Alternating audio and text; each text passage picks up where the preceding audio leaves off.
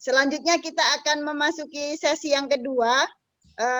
Sudah hadir di tengah-tengah kita juga ada Bapak Dr. Titis Srimuda Pitana sebagai narasumber dan Bapak Ari sebagai moderator. Selamat siang Pak Ari, selamat siang Pak Titis.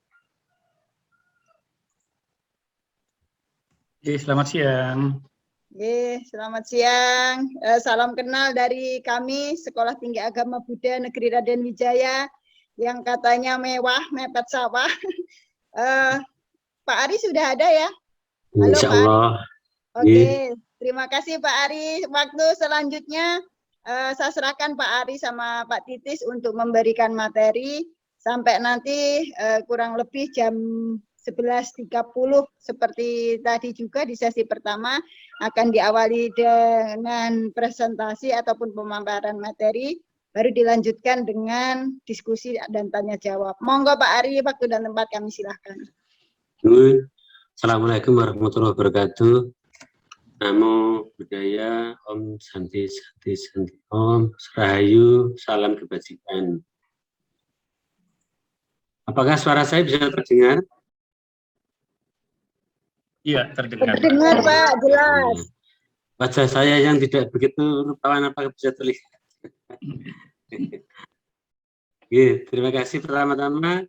Saya ucapkan terima kasih atas kesempatan yang diberikan pada kami, yaitu saya dan Suhu Titis, untuk menyampaikan sesuatu barangkali bermanfaat.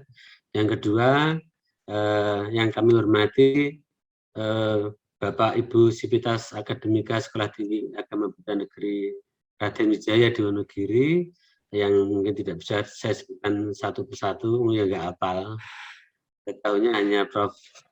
Hesti sama Dr. Situasi saja, jadi mohon maaf. Kemudian teman-teman adik-adik mahasiswa STABN Wonogiri, semoga kita semua selalu berada dalam lindungan Tuhan Yang Maha Esa, agar apa yang kita kerjakan sehari-hari saat ini dan ke depan selalu berada dalam jalan yang benar. Kemudian saya akan memandu jalannya ya bukan kuliah, saya kira hanya Suhu ya.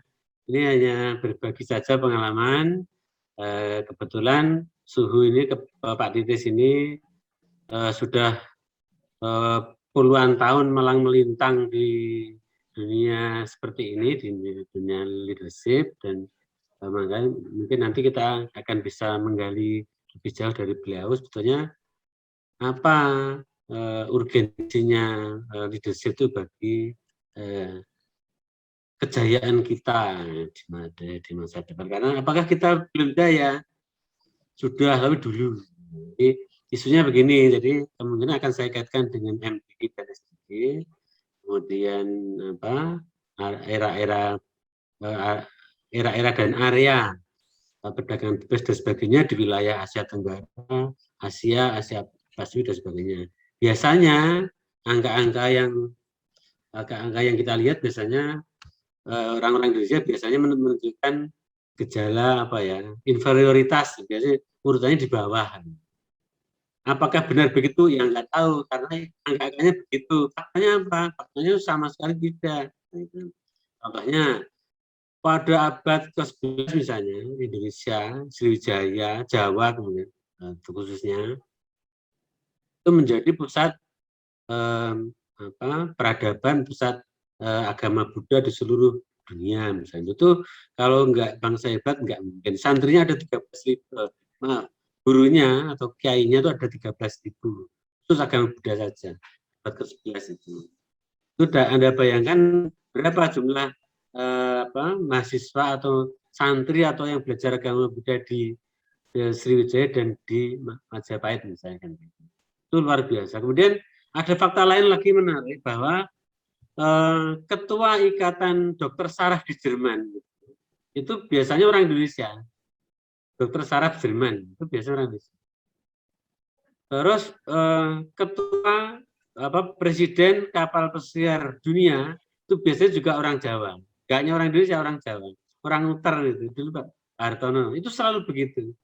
Tahun 1950 itu orang Indonesia ada yang punya supermarket di Manhattan.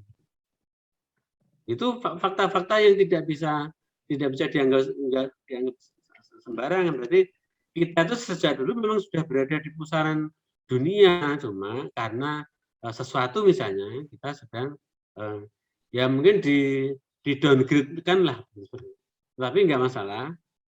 Saat ini masih ada banyak waktu. Kalau itu ternyata benar bahwa kita sedang terpuruk misalnya, ya anggap saja kita sedang menjalani cokro manggilingan misalnya, kita sedang berada di bawah dan mudah-mudahan ke pantai rodanya itu, cokronya, jadi kita nggak di bawah terus, nanti suatu ketika kita akan berada di atas. Siapa kuncinya? Ya kita semua, Anda ini. Nanti akan kita lihat apakah jurus-jurus yang diberikan suhu ini nanti bisa kita implementasikan dalam kehidupan sehari-hari. Jadi di pagi ini kita berada di tengah kita tuh seorang ya jawara saya kira ini,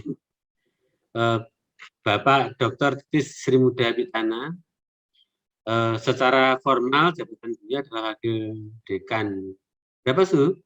Wakil dekan Pendidikan 3. Pendidikan 3 itu jabatannya yang sangat tinggi dan prestisius di Fakultas Teknis, tapi beliau ini bukan birokrat sejati karena sebetulnya jiwa beliau nggak di birokrasi. Beliau itu seorang pengembara pengetahuan, terkenal dengan kegilaan dan kenakalan-kenakalannya. Karena itu kita suka diberi contoh gitu, anak muda lu nggak nakal ya nggak anak muda.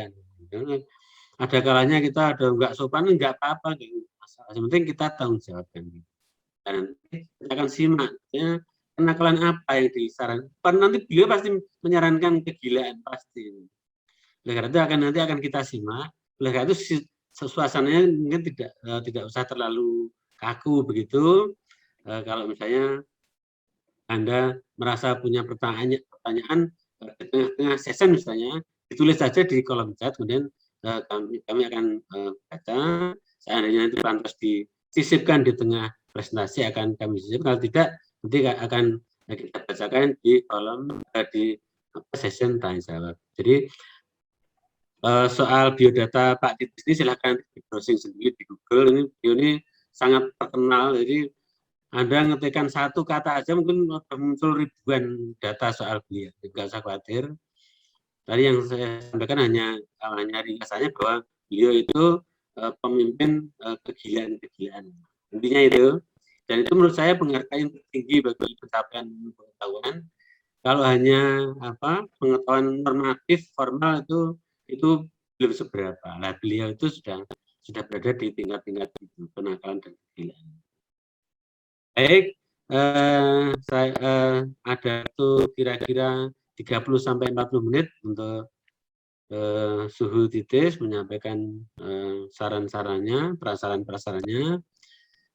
Ya sekitar itu, nanti kalau misalnya dirasa kurang ya nanti kita minta tambah bus itu supaya ditambah jasan. Kalau enggak ya nanti tutupin joko, enggak masalah. Itu saya mulai dari sekarang. Silakan Pak Titis. Yeah. Terima kasih Pak Ari. Ini moderator memperkenalkan narasumber menyesatkan ini. Iya, jadi terlalu ini nanti saya khawatir teman-teman mahasiswa ini mendapat informasi yang salah, harapannya berlebihan. Padahal saya itu temannya Bu Situ dan Bu Situ saya yakin sudah akrab dengan penjenengan semua. Oke, terima kasih, salam kenal buat semuanya, Prof. Esti, Bu Dr. Situasih. Bu Dr. Situasih itu yang saya kenal bersahabat dengan Bu Sini, jadi kalau saya manggil selalu Bu Sini Situ gitu. Juga Pak Dharma, jadi ketua panitianya, Pak Widya ya. Tadi saya menyimak dan saya terhibur, saya menikmati apa yang disampaikan oleh Prof. Sahid. Terus saya jadi mikir, terus jujur saya ngerti kayak opo lu wis entek gitu. Tapi yang saya heran ketika beliau menyampaikan begitu bagus semua materi itu, mahasiswa yang harusnya sekarang itu wajahnya mestinya lebih cerah lagi dong. Kan pencerahan yang sudah diberikan itu mulai dari cerita kepemimpinan Mas Raden Wijaya yang menjadi nama alma mater Anda, kemudian bagaimana teori-teori kepemimpinan sampai pada contoh-contoh kepemimpinan yang berangkat dari kearifan lokal yang kita punya. Mestinya teman-teman sekarang wajahnya lebih cerah dong, gitu, senyum gitu. Ini di webinar kan harus open cam begini, kita bisa saling lihat wajah ya. Walaupun tidak tatap muka tapi tatap maya begini ya. Oke. Ya. Nah, seperti Mbak Ratna tuh. Senyum gitu ya. Oke, Mbak Ana juga sudah mulai senyum. Ya, tadi saya yang menarik itu ketika Prof. Said menyampaikan contoh ini, satu batuk sak nyari bumi. Terus kemudian contoh-contoh bagaimana menyelaraskan antara pikiran dan tindakan. Ya, kita sudah meyakini kan ketika tadi disampaikan materi seperti itu bahwa semua ternyata kita itu pemimpin gitu ya. Dan Anda adalah calon-calon pemimpin gitu. Mari kita supaya lebih semangat lagi, Anda terlalu tegang, Anda sekarang duduk agak tegakkan duduk Anda sebentar sekarang, oke, lebih tapi rileks, tegak rileks gitu ya. Saya hendak berbagi dengan Anda untuk yang terkait dengan leadership itu, bagaimana melatih untuk menyelaraskan, ini yang sederhana saja, menyelaraskan antara pikiran dengan tindakan kita. Izin share saya ya. Ikuti ya nanti ya, ikuti, sebentar saja ikuti nanti. Bentar, oke. Ya, bisa terlihat ya? Oke, sebentar.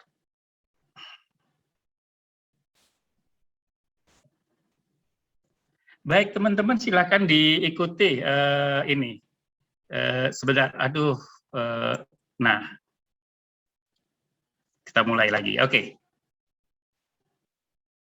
Apakah bisa terdengar? Ya, oke, ikuti ya.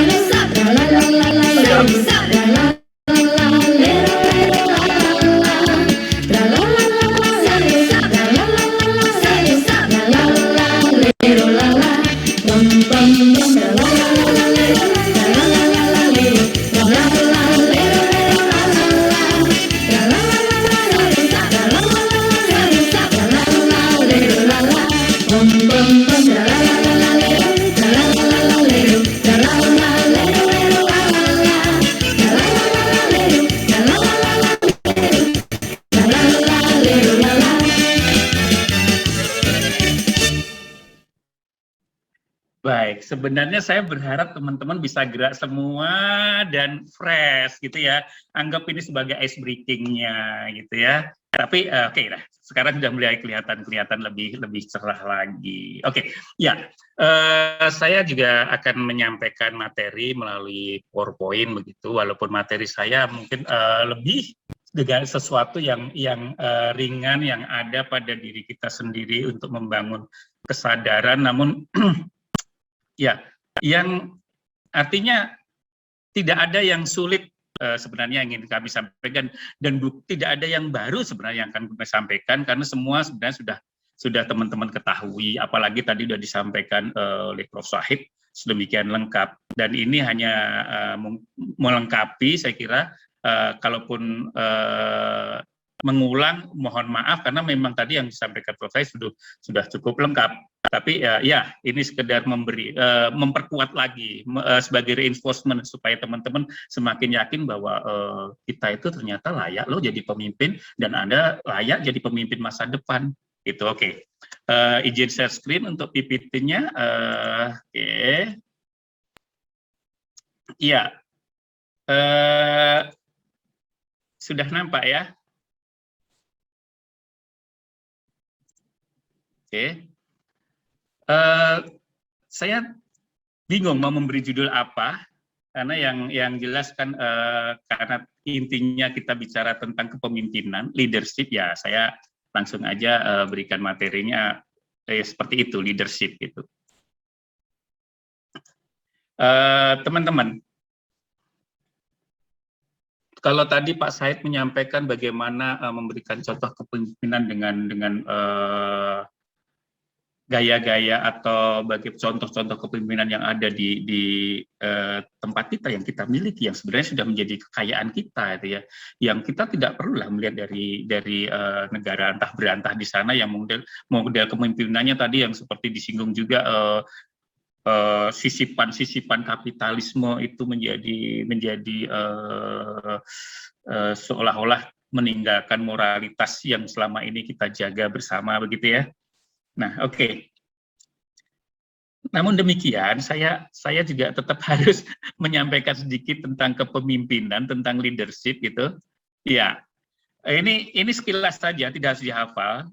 Jadi kalau tadi sudah sampaikan, saya juga perlu menyampaikan ini untuk memperkuat lagi bahwa leadership itu atau kepemimpinan ini adalah salah satu fungsi manajemen untuk mempengaruhi. Pertama itu, kemudian mengarahkan, memotivasi, dan mengawasi orang lain dalam menyelesaikan tugas-tugas yang telah direncanakan untuk mencapai tujuan dan sasaran organisasi atau dalam kehidupan kita sehari-hari, begitu ya. Gitu. Jadi untuk mencapai tujuan dan sasaran, yang penting tujuan dan sasaran. Oke, kita ambil dulu dua kata ini, kata kunci, mencapai tujuan dan sasaran. Dan keterampilan leadership sangat mempengaruhi kinerja satu organisasi atau mungkin juga perusahaan ya. Oke.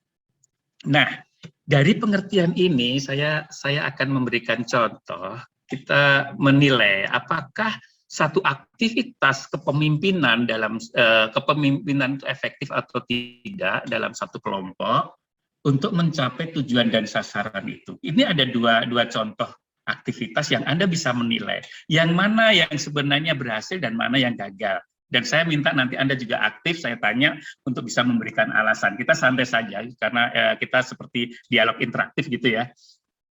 Oke. Nah, saya berikan contoh yang pertama ini. Nah, silakan diamati.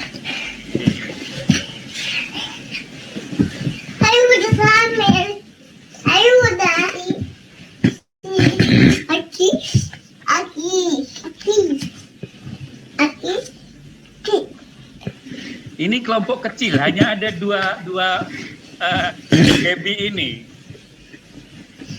melakukan satu aktivitas. Aku udah siapa? Oke? Aku ada sama.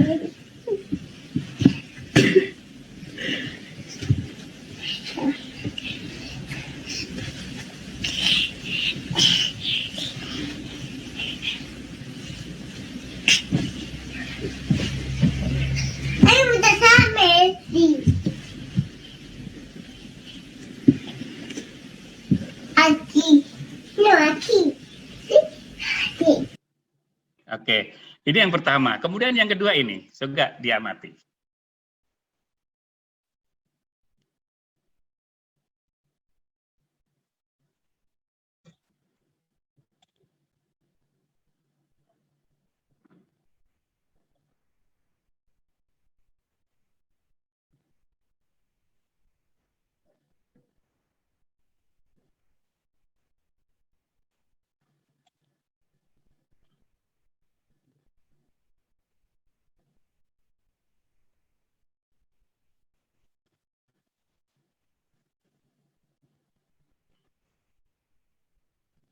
Oke, sudah. Nah, sekarang saya hanya ingin minta pendapat ke satu teman dulu. Ini dua kegiatan yang sama-sama kegiatannya secara sekilas itu naik, mencapai sesuatu. Ada sesuatu yang ingin dia dicapai ya, tujuannya mencapai sesuatu, dia naik, kegiatannya sama-sama naik. Baik yang dilakukan dua anak kecil ini atau tiga orang dewasa tadi. Saya ingin tanya ke Mbak Maria Oktaviani. Kalau menurut penjenengan, mana sebenarnya yang lebih efektif kepemimpinannya dalam dua aktivitas ini. Silahkan, Mbak. Monggo silahkan. Mbak Okta. Iya. Iya. Kalau menurut Anda, yang mana ini yang ini? Yang kanan itu, Pak. Yang orang dewasa. Iya. Alasannya?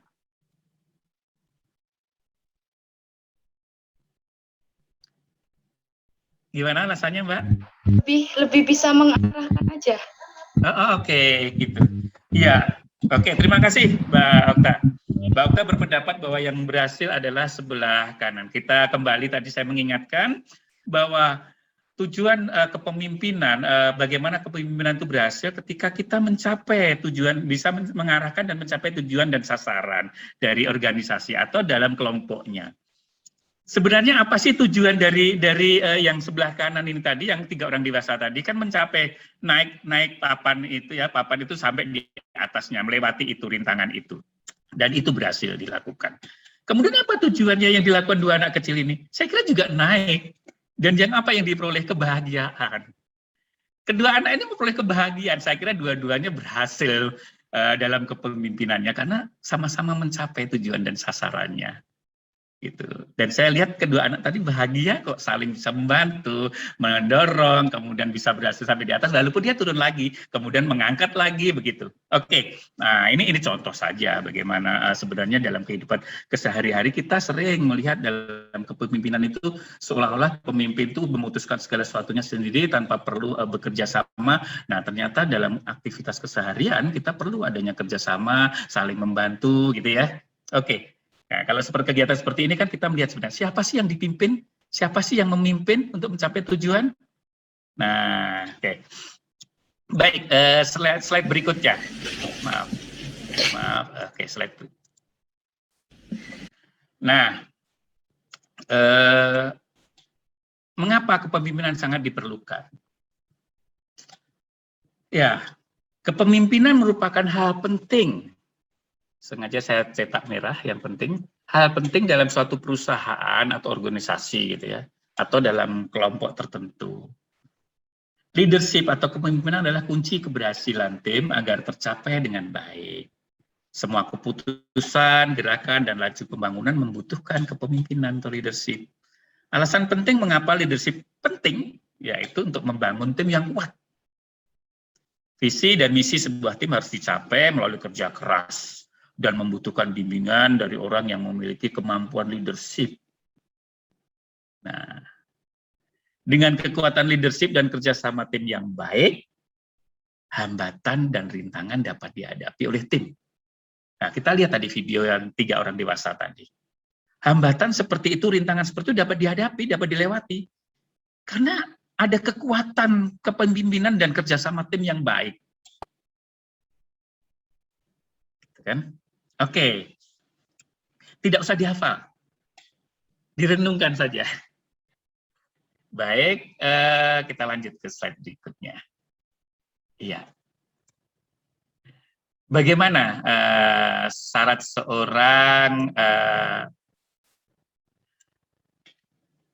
untuk menjadi seorang leader, seorang pemimpin? Tadi sudah disampaikan profil banyak banget, dan itu sangat bagus, sangat lengkap.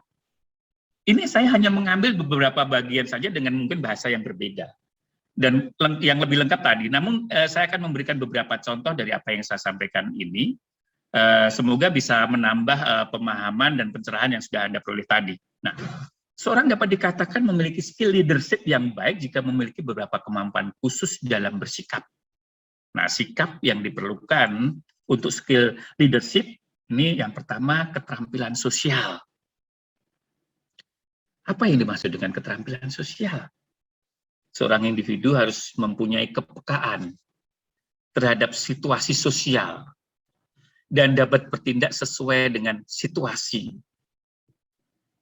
Ya, tadi Prof. Said menyinggung curigo manjing warongko, warongko manjing curigo. Nah, ini salah satu wujud dari keterampilan sosial tadi. nek rongkone tadi ke anu kebesar ya poplak-poplak gitu ya. Nah, saya tidak bisa menyampaikan tadi seindah dan selengkap seperti yang disampaikan Prof. Said. Namun saya hendak menegaskan bahwa ini tadi merupakan contoh dari bagaimana keterampilan sosial itu dipraktekkan dalam kehidupan sehari-hari. Oke, dan itu sangat perlu. Seorang pemimpin, seorang leader di dalam komunitasnya, di dalam organisasinya, di dalam perusahaan, di dalam lingkungannya, kalau memang dia memang berposisi sebagai seorang pemimpin, dia harus memiliki keterampilan ini, keterampilan sosial, yang di dalamnya ada kepekaan terhadap situasi yang ada di dalam lingkungan itu. Nah, kepekaan sosial artinya dia juga harus memiliki kepekaan atau peka terhadap situasi sosial yang bertindak sesuai dengan tuntutan situasi. Ini saya berikan contoh. Contoh ini saya ambilkan dari YouTube, gitu ya. Anda juga mungkin sudah pernah menyaksikannya, Anda pernah menontonnya, gitu ya. Ini. Ya. Silakan lihat dan coba Anda amati bagaimana jiwa kepemimpinan itu tidak melihat pada usia. Sebuah video memperlihatkan aksi seorang bocah membuka akses jalan untuk ambulans viral di media sosial.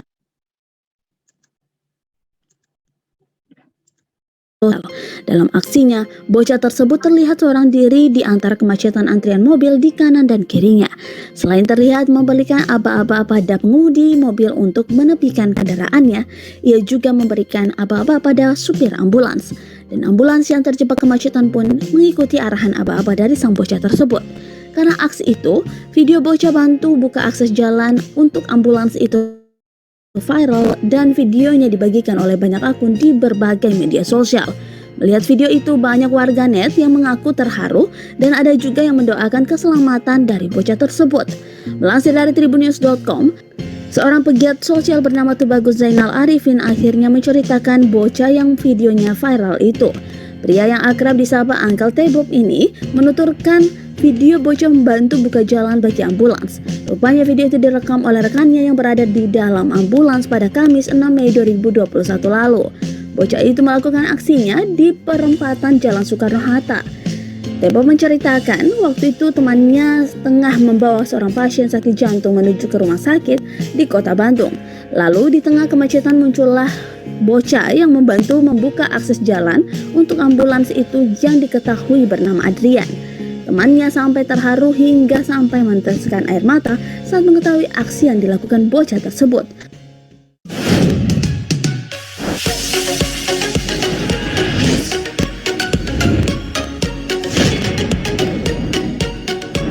Ya, teman-teman, kita bisa melihat ya.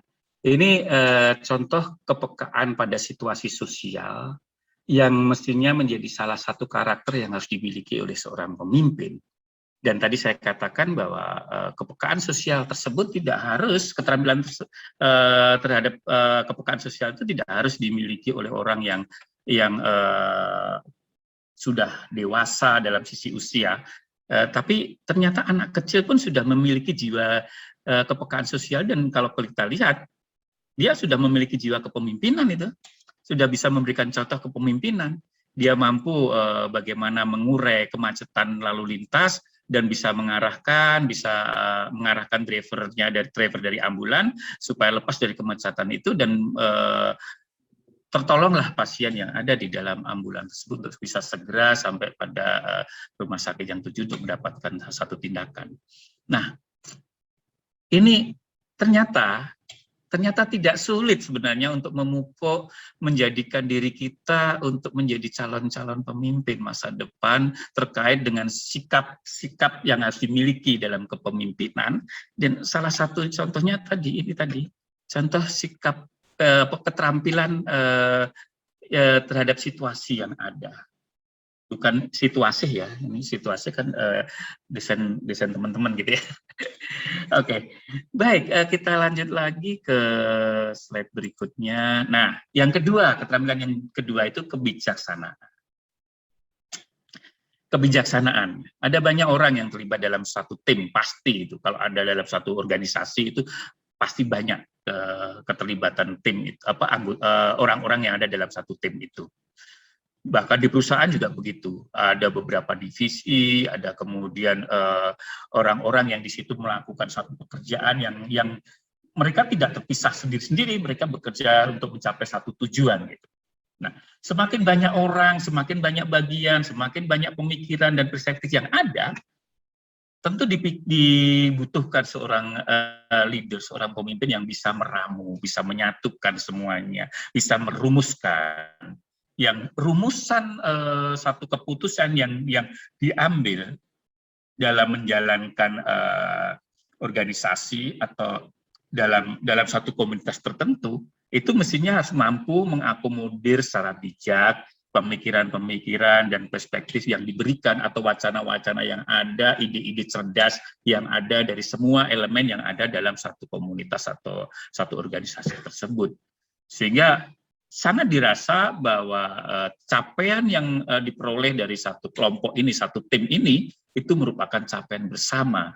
Semua merasa memiliki tujuan dan kepentingan yang sama. Tidak kemudian, itu kan idenya Pak Pemimpin saja, idenya ketua saja, ya biar dijalankan sendiri, sementara anak buahnya, sementara anggotanya seolah-olah tidak peduli. Ini sangat buruk dalam satu kerja kepemimpinan. Oleh karenanya keterampilan kebijaksanaan itu memiliki kebijaksanaan itu merupakan salah satu keterampilan yang penting pula atau sikap penting pula yang harus dimiliki oleh seorang pemimpin atau seorang leader.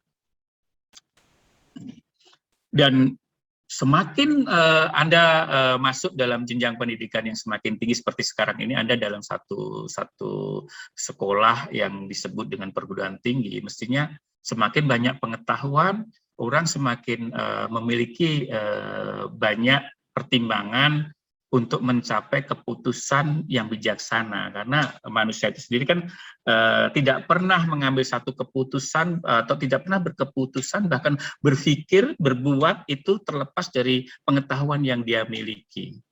Oleh karenanya tadi sudah disampaikan bahwa banyak-banyaklah membaca, banyak-banyaklah menerima referensi supaya kita mampu mengembangkan diri. Artinya semakin banyak pengetahuan yang kita peroleh, semakin banyak pengetahuan benar yang kita dapat, akhirnya akan menjadikan landasan keputusan kita itu juga semakin benar, gitu. Semakin bijak. Oke. Karena pada dasarnya kan manusia itu tidak seolah-olah manusia yang selalu dituntun oleh pengetahuannya. Seperti yang saya katakan, berbuat pun, berkeputusan, berbicara pun juga semua dilandaskan pada pengetahuan yang dimiliki. Oke.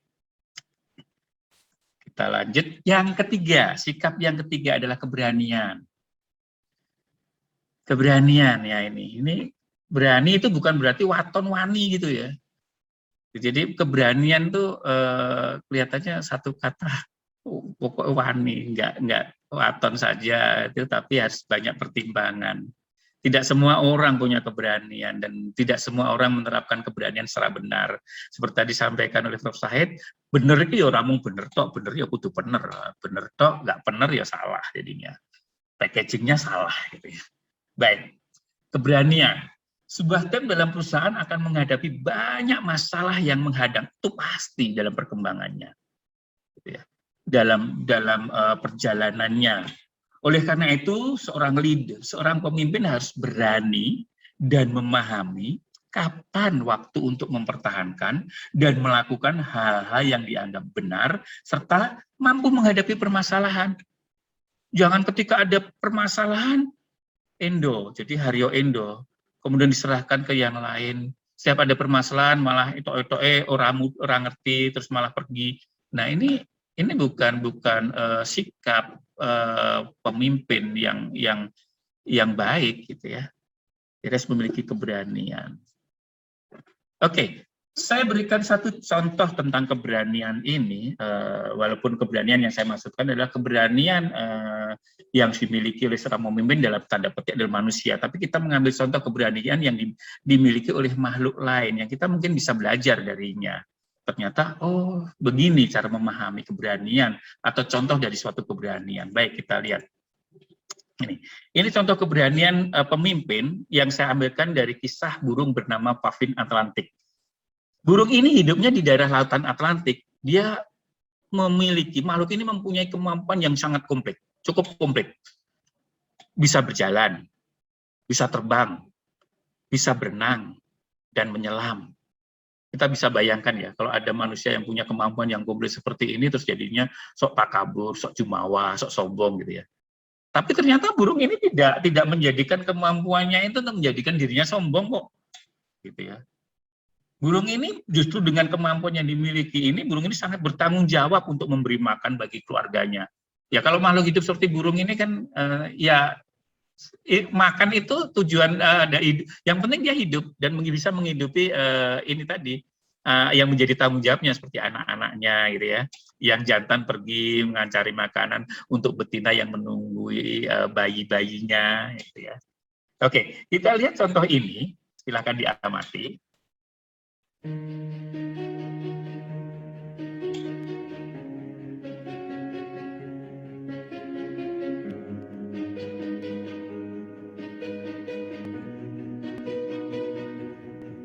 Ini yang dinamakan burung Pavin Atlantik ini.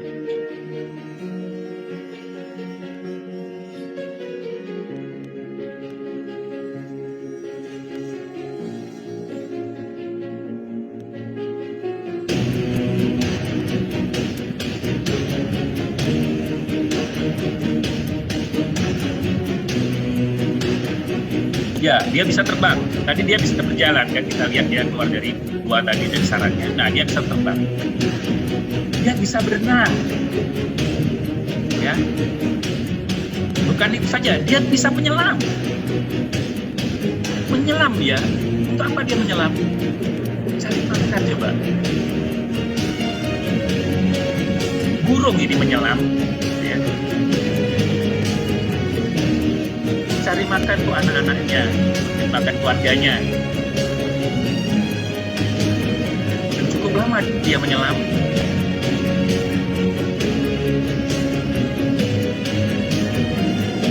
Sampai dia mendapatkan makanan untuk diberikan pada keluarganya. Nah, dia dapat ikan.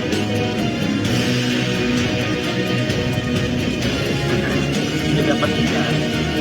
Ya, dia mulai terbang lagi membawanya. Tapi apa yang dihadapi dalam perjalanan tidak semudah yang dia bayangkan. Bisa dapat ikan dibawa lagi ke sarangnya, diberikan pada keluarganya. Ada saja ancaman yang ada. Sebelum sampai di sarangnya, anak-anaknya menunggu, keluarganya menunggu. Tapi dalam perjalanan dia sudah berhadapan dengan elang. Dan makanannya akan direbut dengan keberaniannya, dengan rasa takutnya dia akan tetap mempertahankan makanan. Ya, bagaimana cara dia mempertahankannya?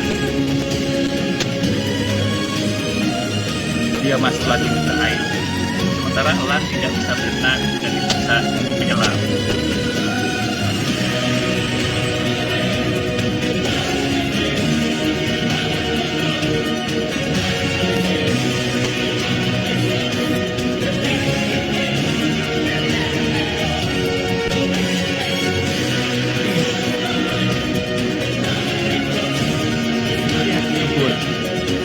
Saja dia berusaha mempertahankan tidak menyerah karena rasa tanggung jawabnya yang menjadikan keberanian yang muncul.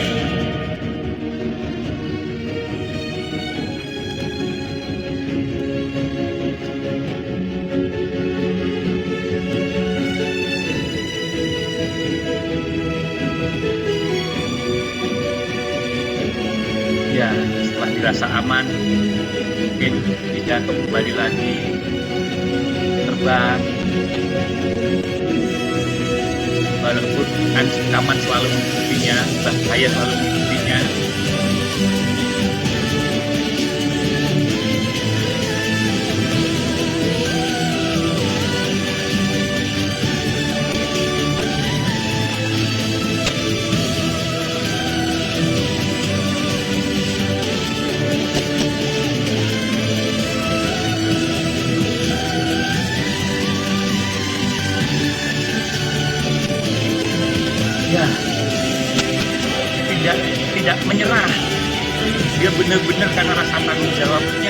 keberaniannya untuk menghadapi segala sesuatu.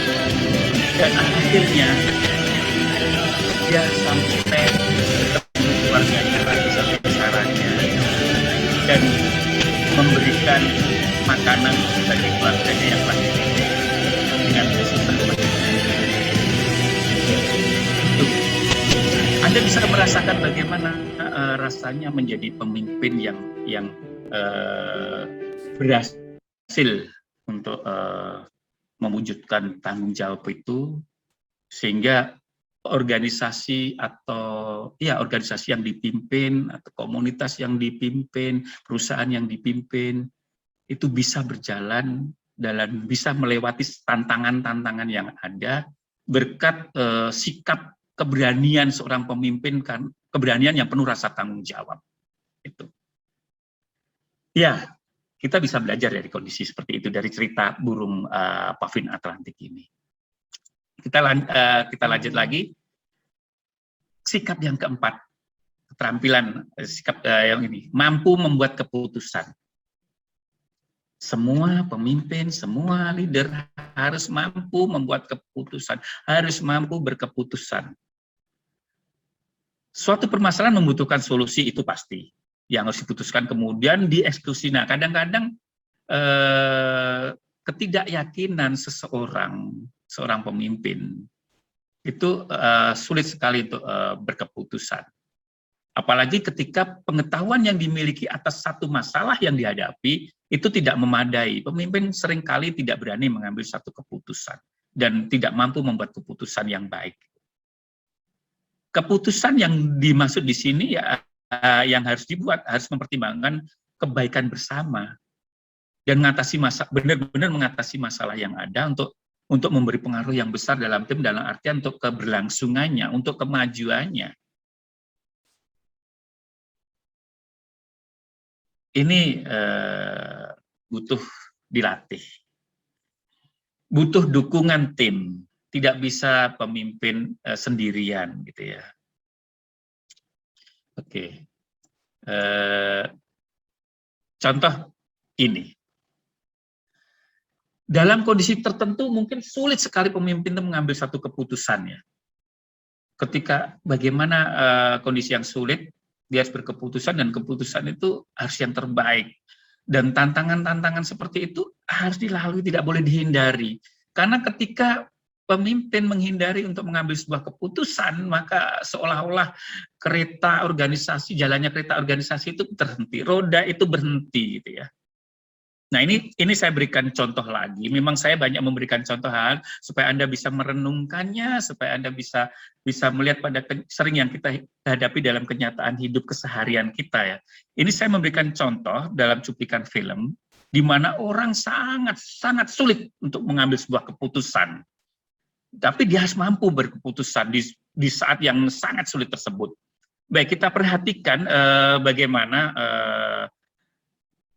contoh dari seorang yang kita anggap memiliki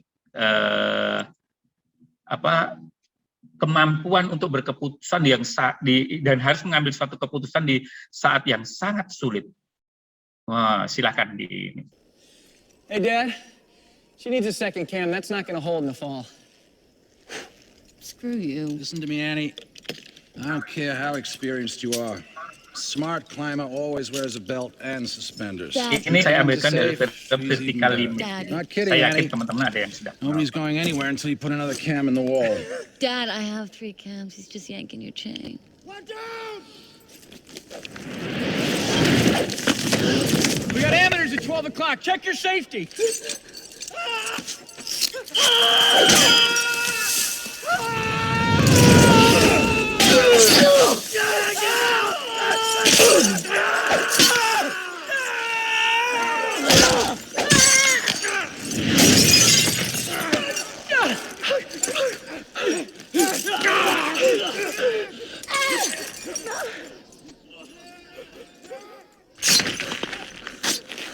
There's too much weight. It's not going to hold. The cams are going. Hold it together, you two! Now get a grip! We're getting out of this. Annie! How close to the wall are we? Keep still! Stop moving around! Stop!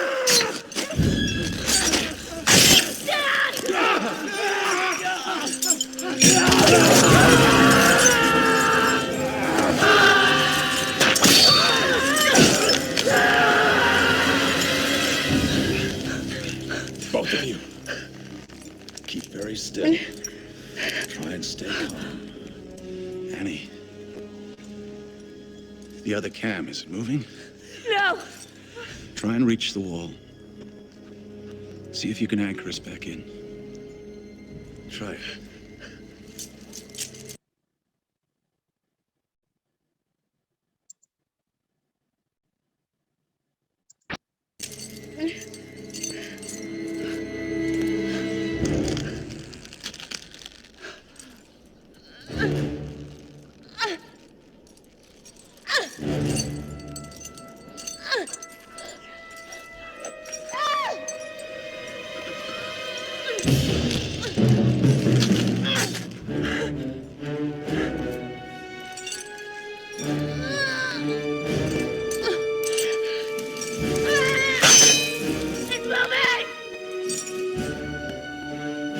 Peter, I want you to get your knife. What? That's it! You don't have much time here. You have to do something for me, Peter, okay? Cut me loose. No.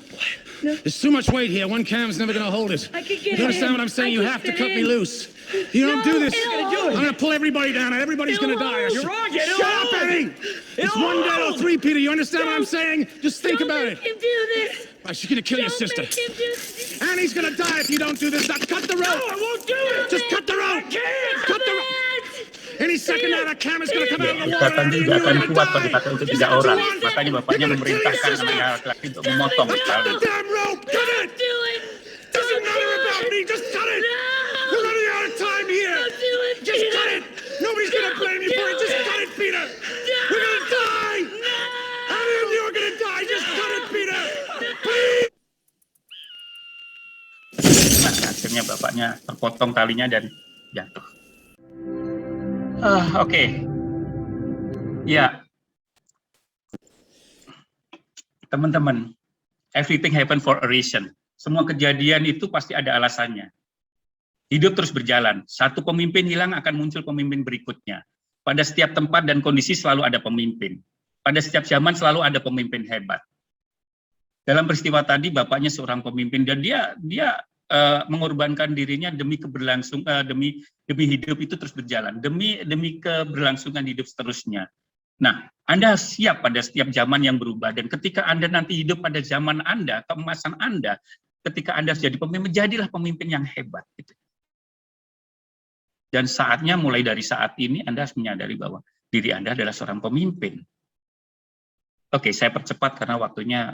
Nah, kalau saya selalu mengatakan di sesi pertama tadi dikatakan bahwa Anda calon pemimpin masa depan dan saya juga mengulangi lagi. Untuk meyakinkan itu, coba lihat ini tayangan yang berikut ini yang menunjukkan siapa sebenarnya pemimpin masa depan gitu.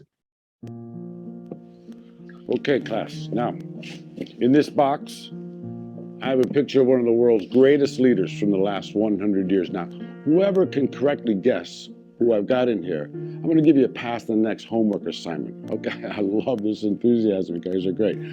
Joe, who do you got? Steve Jobs. Okay, good. Cassie? Mother Teresa. Nice, okay. Nathaniel? Definitely has to be Dr. Martin Luther King Jr. Good, okay. Now let me ask, what qualities make for a good leader? Kate? Someone kind, respectful, that listens to what the people have to say. Well done. Nathaniel? Confident, intelligent, and has swag. Okay, good. I like that. All right. I'm going to hand the box over to you. I want you to take a look inside and see who this great leader is, okay? So I'm going to hand it over to you, and then just pass it around. Let everybody get a look at it.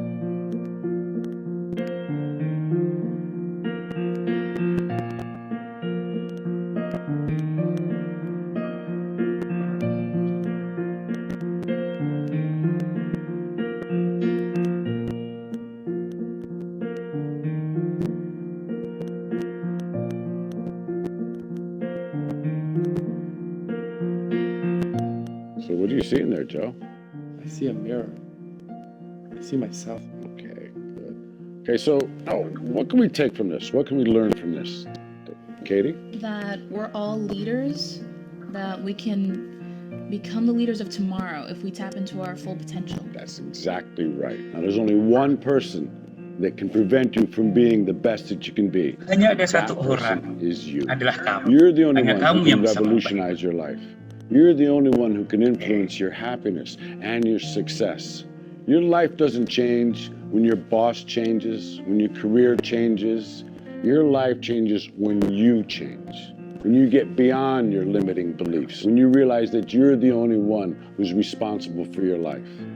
Allow yourself to be the best that you can Buatlah be. dirimu untuk menjadi The versi world terbaik needs dirimu. great Jadilah leaders dirimu. Be yourself. now more than ever. Ya. I believe in you. It's time for you to believe in yourselves. Oke, kita lanjut. Setiap orang adalah pemimpin. Anda adalah pemimpin masa depan. Andalah yang bisa mengubah, Andalah yang mempersiapkan. Siapkan Anda mengubah dan mengembangkan diri Anda untuk menjadi pemimpin. Ya, itu. Oke. Jadilah pemimpin ideal. Nah, berikut adalah karakter pemimpin ideal. Secara cepat saja ini, berpendirian teguh. Maksudnya berpendirian teguh apa? Berpendirian teguh dan tidak mudah goyah merupakan karakter yang wajib dimiliki oleh seorang pemimpin. Seorang pemimpin tidak boleh mudah terpengaruh oleh pengaruh dan intervensi orang lain. Bukan berarti dia keras kepala ya. Setiap organisasi, perusahaan, atau institusi yang baik pastilah memiliki visi dan misi yang akan menjadi pedoman sekaligus tujuan seorang pemimpin. Jika pemimpin tidak memiliki pendirian yang teguh, maka organisasi tersebut akan terombang-ambing dan tidak dapat mencapai tujuan. Oke, jadi berpendirian teguh berbeda dengan keras kepala. Berpendirian teguh tetap memegang visi dan misi yang tidak dicapai dan tujuan yang tidak dicapai dari organisasi yang dijalankan. Kemudian yang kedua, bersikap jujur. Kejujuran adalah sikap utama yang harus dimiliki oleh setiap orang, terlebih lagi bagi seorang pemimpin. Sekali tidak jujur, pasti dunia tidak akan percaya lagi. Pemimpin akan sulit mendapatkan kepercayaan baik dari pihak internal maupun eksternal ketika dia sekali saja melakukan ketidakjujuran dan diketahui oleh orang lain. Sikap jujur akan menciptakan iklim organisasi atau perusahaan yang sehat. Semua akan berjalan secara terbuka sehingga trust akan terbangun kuat. Setiap anggota pun akan semakin solid dan tujuan yang diciptakan bersama akan mudah digapai. Dan yang ketiga, berperilaku adil. Pemimpin harus adil. Tidak perlu menuntut loyalitas dari bawahan jika adil sudah dilakukan. Jadi kalau Anda sudah adil, kita yakin bahwa anggota kita, bawahan kita itu pasti loyal. Secara otomatis akan memberikan yang terbaik atas apa yang diinginkan. Karena kebutuhan mereka atas keadilan sudah terpenuhi. Dengan karakter adil, pemimpin juga akan memahami kapabilitas setiap bawahan dan mampu memberikan tanggung jawab yang sesuai. Bawahan pun tidak akan merasa terbebani dengan hal itu. Nah, yang keempat, memiliki tingkat kecerdasan yang tinggi. Saya yakin tidak ada manusia yang tidak cerdas. Karena setiap manusia yang terlahir itu minimal memiliki multiple intelligensi. Ada 9 kecerdasan jamak yang dimiliki oleh manusia. Pengetahuan ini tidak hanya penting untuk menjalankan roda aktivitas organisasi atau perusahaan, tapi juga untuk disalurkan pada anggota atau bawahan. Redistribusi pengetahuan menjadi fondasi tumbuh kembangnya inovasi bersama. Untuk itu, pemimpin juga harus terus belajar, menambah wawasan, dan tidak mudah puas dengan pengetahuan yang terbatas. Maka tadi istilah Prof. Said tadi kan banyak-banyaklah referensi gitu ya. Semakin bertambahnya masalah, seiring dengan itu kecerdasan harus ditingkatkan secara terus-menerus dan seolah pemimpin agar menjadi sosok yang semakin tangguh.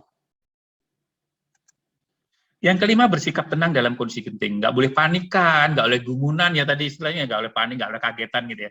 Pada titik tertentu kita pernah berada di titik terbawah yang dihadapkan dengan berbagai keputusan sulit. Seperti contoh film tadi. Langkah pertamanya dilakukan adalah menghirup nafas dalam-dalam, jalan pekan gitu. Rasa panik justru akan menjadikan seorang jatuh pada keputusan buruk. Intinya begini, jangan ragu untuk mengambil jeda ketika ada permasalahan yang sulit, ketika dihadapkan pada situasi yang sulit, agar pikiran menjadi rileks, sehingga bisa mengambil keputusan secara tenang. Dan kalau sudah tenang, keputusannya ya minimal itu menjadi keputusan yang terbaik untuk kemajuan bersama. Gitu. Tidak mungkin orang mengambil keputusan yang terbaik itu dalam kondisi yang panik, dalam emosi yang tidak stabil. Gitu. Oke, komunikasi yang baik. Iklim organisasi yang baik dibangun dengan komunikasi yang baik, baik itu antar pimpinan, antar anggota, antar bawahan maupun antar pimpinan dan bawahan. Berkomunikasi dengan baik akan sangat memengaruhi kinerja bawahan dalam setiap menyelesaikan tugas dan tanggung jawabnya. Jadi jangan buang energi, percuma hanya untuk melampiaskan emosi, udah marah-marah terus sehingga komunikasi tidak bisa terbangun dengan baik, jutek aja bawaannya, sehingga anak buahnya mau mendekat aja nggak berani. Tetaplah berkomunikasi secara baik dengan orang-orang yang di sekitar kita, gitu ya. Yang ketujuh, bertanggung jawab. Memiliki tanggung jawab yang tinggi adalah mutlak bagi setiap pemimpin. Tadi saya contohkan dengan burung pavin tadi ya, pavin Atlantik tadi.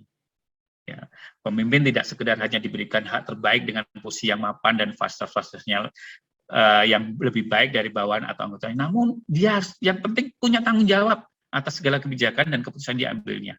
Dia menyadari risiko apa saja yang akan dihadapi ketika dia mengambil sebuah keputusan. Dan dia mampu dan harus berani menanggung risikonya. Oke, yang ke-8, inspiratif. Setiap pemimpin tentu bukan orang dengan kapasitas biasa-biasa saja. Pemimpin memiliki banyak kelebihan yang menjadikan dirinya berhak berdiri sebagai pemimpin. Energi positif yang pemimpin miliki inilah, atau energi, kemampuan dan semangat yang dimiliki pemimpin inilah sebagai orang yang menonjol akan mampu menginspirasi orang lain, termasuk mereka yang dipimpinnya. Yang ke-9, percaya diri. Pastikan pemimpin adalah orang yang memiliki kepercayaan diri yang baik. Jika orang lain percaya pada kita sebagai yang ditunjuk, yang diminta untuk yang diberikan amanah untuk memimpin, kenapa kita justru tidak percaya diri pada diri kita sendiri? Salah ini ya. Percaya diri tidak sama dengan keras kepala. Setiap keputusan harus dipikirkan secara matang, iya. Bahkan perlu untuk dimusyawarahkan terlebih dahulu, iya. Supaya orang lain juga merasakan bahwa ini merupakan kerja tim.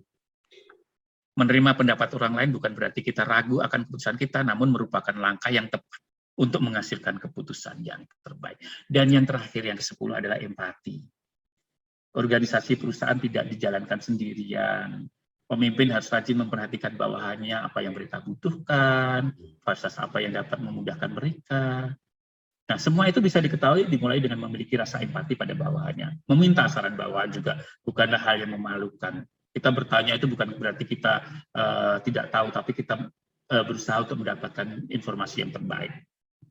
Empati akan menjadikan pemimpin menjadi pribadi yang dicintai bawahan, dan itu sangat baik untuk kemajuan bersama. Teman-teman, Anda adalah pemimpin masa depan, dan Anda pasti bisa. Untuk mengakhiri presentasi saya ini, saya sampaikan ini untuk Anda.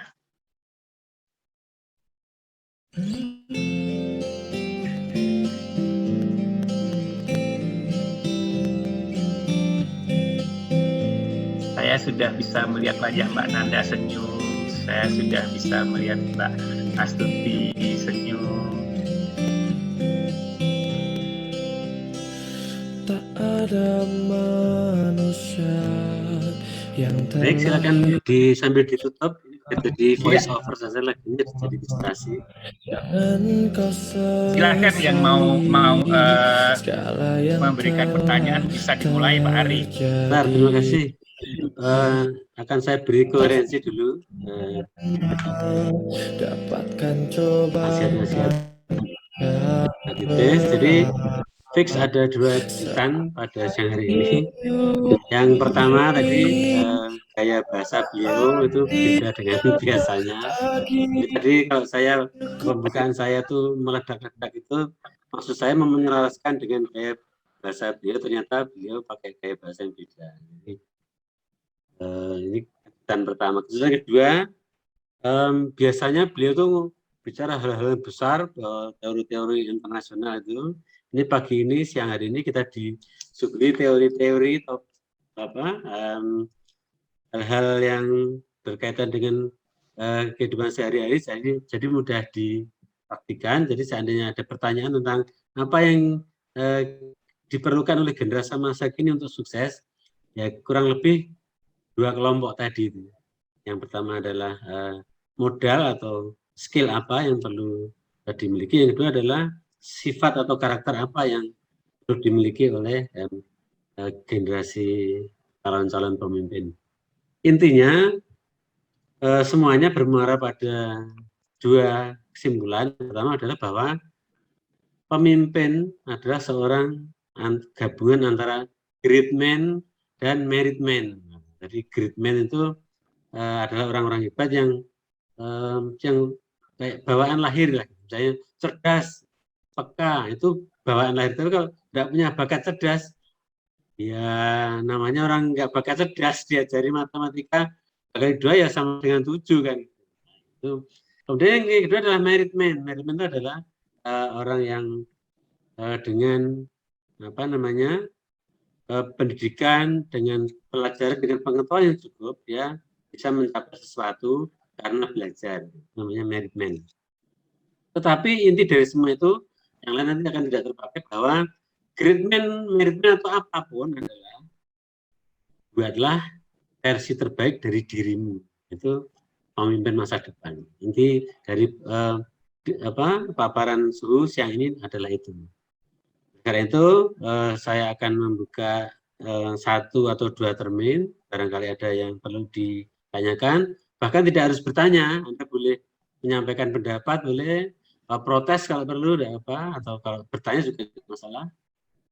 Mungkin Bu Situ bisa membantu karena tidak semua masuk dalam layar saya. Mungkin ada 1 sampai 3 mahasiswa yang saya beri kesempatan untuk mengajukan pandangan atau pertanyaan. Silakan. Boleh membuka speakernya atau memberi tanda lambaian tangan. Mbak Karuna sudah menuliskan di kolom chat. Oh iya, oke, ini Mbak Karuna dulu. Siap. Karena bagaimana cara kita mengukur agility? Agility itu kelincahan dalam berorganisasi. Apa? Hanya dengan measurement yang great output sehingga agility konsep dianggap berhasil. Itu bisa memahami pertanyaannya? Ya.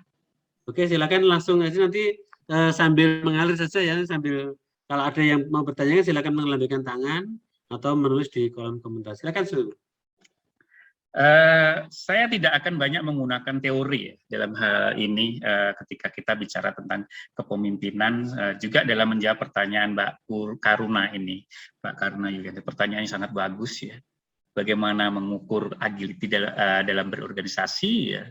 Apakah hanya dengan mengukur great output gitu? Nah, sederhana saja saya supaya mudah dipahami. Tadi materi itu sudah banyak disampaikan oleh Prof. Said di depan. Lakukan sesuatu itu yang benar, sing bener tur pener. Itu aja. Bener tur pener. Persoalan bagaimana dia outputnya itu seberapa hebat. Yang mengukur kehebatan itu bukan kita sebagai pemimpin, tapi bagaimana orang merasakan dampaknya, orang merasakan manfaatnya. Itu kita menyatakan bahwa, aku ini kemarin organisasiku atau perusahaanku sudah mencapai ini. Tapi ternyata di sekitar kita tidak bisa merasakan manfaatnya. Saya pikir dia juga kurang berhasil dalam menjadi pemimpin. Dia tidak begitu lincah untuk memahami kondisi di sekitarnya karena dia kurang bisa peka terhadap lingkungan sekitarnya. Saya kira seperti itu Mbak Karuna. Gitu, semoga bisa menjawab. Gimana Mbak Karuna bisa memberikan respon balik? Terima kasih dulu saya beri yang dulu bahwa barangkali ini kan sesuai teori kan. Jadi ada yang keluaran yang bisa diukur. Biasanya ada tiga kelompok, biasanya ada output, outcome sama benefit kan. Iya. Nanti silahkan, ini saya kira pakai akal sehari-hari juga sudah bisa, bahwa output itu nanti ada alat ukurnya, ada parameter dan sebagainya. Silakan rumuskan. Itu tadi hanya menjawab kira-kira, silahkan dirumuskan sendiri antara output, outcome dan benefit. Iya. Maksud saya begini, ukuran-ukuran itu kan ketika kita melakukan tindakan secara benar. Nah, tapi outcome-nya itu kalau kita melakukan secara benar gitu loh. Benar, kayak benar. Ukuran-ukuran itu kalau sudah dilakukan secara benar, itu benar. Nah, kemudian outcome-nya itu benernya tadi. Jadi kalau misalnya capaian-capaian bisa diukur seperti itu, ya itu benar dia secara keorganisasian dalam kepemimpinan dalam keorganisasian. Tapi dia tidak hanya cukup benar loh, dia harus benar juga karena harus dirasakan manfaatnya oleh lingkungan sekitarnya. Terima kasih. Jadi silakan itu normatif, silakan dirumuskan sendiri. Kemudian yang kedua ada pertanyaan dari, oh ya tadi kemungkinan belum dijawab apakah semua sifat, semua karakter, semua skill itu harus dimiliki sekaligus semuanya, atau boleh salah satu, salah dua, atau semuanya harus tercukupi tapi mungkin dalam waktu yang lama. Mungkin bisa ditambah dulu. Iya, tidak ada manusia yang sempurna seperti lagu terakhir tadi, tapi jangan menyerah. Semua itu bisa dikembangkan, gitu ya. Tapi minimal kita sadar bahwa kita punya kelemahan dan kita selalu berusaha untuk menutup kelemahan itu untuk menjadi yang lebih baik. Intinya itu saja.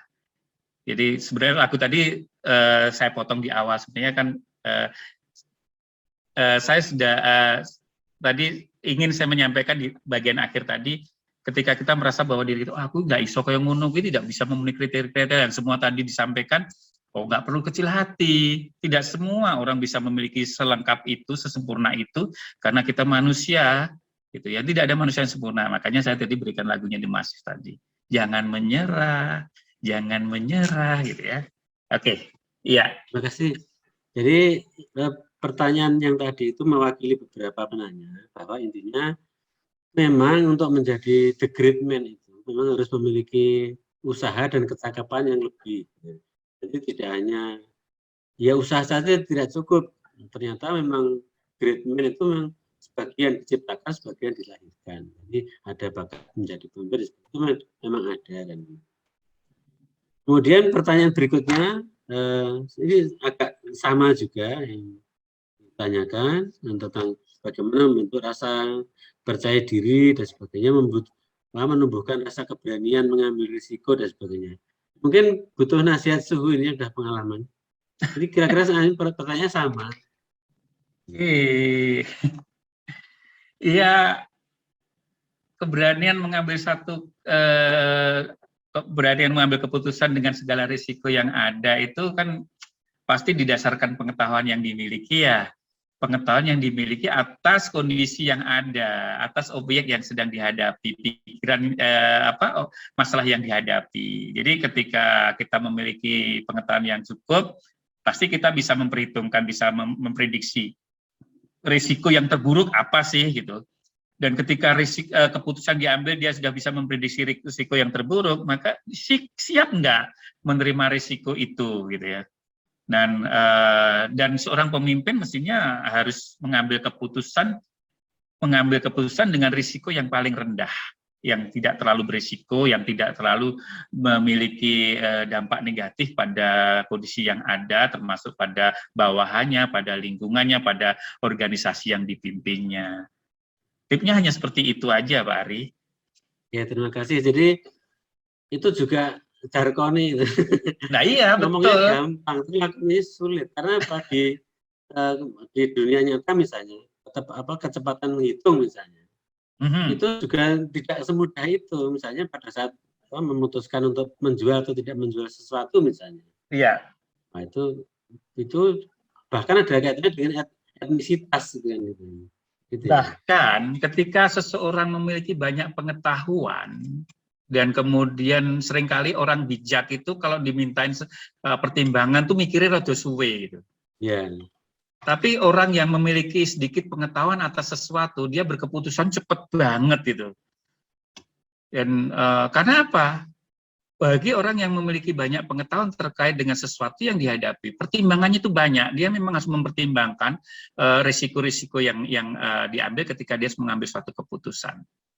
Gitu. Karena pasti akan memilih risiko yang paling kecil gitu. Itu Pak Ari. Ya, terima kasih. masih di bawahnya masih nyambung lagi. Banyak pertanyaan ini Bahwa kalau nggak salah. saking PD-nya. Jadi mungkin bisa ekstrim. Jadi bagaimana caranya, mungkin ya pertanyaan gini, mungkin bagaimana caranya mengukur bahwa kita tuh punya kepercayaan diri atau kepercayaan diri yang berlebih atau kesombongan yang luar biasa kan intinya gitu. Iya. Iya.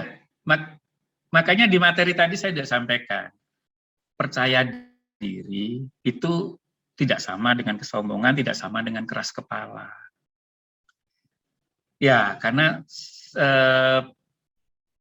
kalau kita tidak percaya diri, jadi percaya diri itu didasarkan pada benar-benar satu pertimbangan, pengetahuan, pertimbangan atas segala hal terkait dengan sesuatu yang kita hadapi untuk berkeputusan, untuk memimpin, untuk menjalankan roda organisasi. Beda dengan kesombongan, gitu. Capaian yang sudah diperoleh, gitu. Itu yang selalu digembar-gemborkan. Sementara dia lupa bahwa banyak hal lagi yang mestinya harus dipikirkan untuk menjalankan roda itu lebih maju ke depan. Seperti itu. Dan belum tentu apa yang digambar-gemborkan itu ternyata bisa diterima oleh lingkungan kita. Sisi manfaatnya mungkin belum tentu bisa dirasakan. Jadi jangan kagetan gitu seperti tadi ya, jangan kagetan, jangan gumunan gitu ya. Nah ini perlu. Lagi pula kalau keras kepala itu biasanya tidak bisa menerima masukan atau tidak bisa mengakomodir ide-ide atau pikiran-pikiran dari orang lain. Padahal kita perlu tidak, orang pemimpin itu bukan orang yang serba bisa loh. Misalnya ada bagian tertentu, makanya dia butuh tim ya.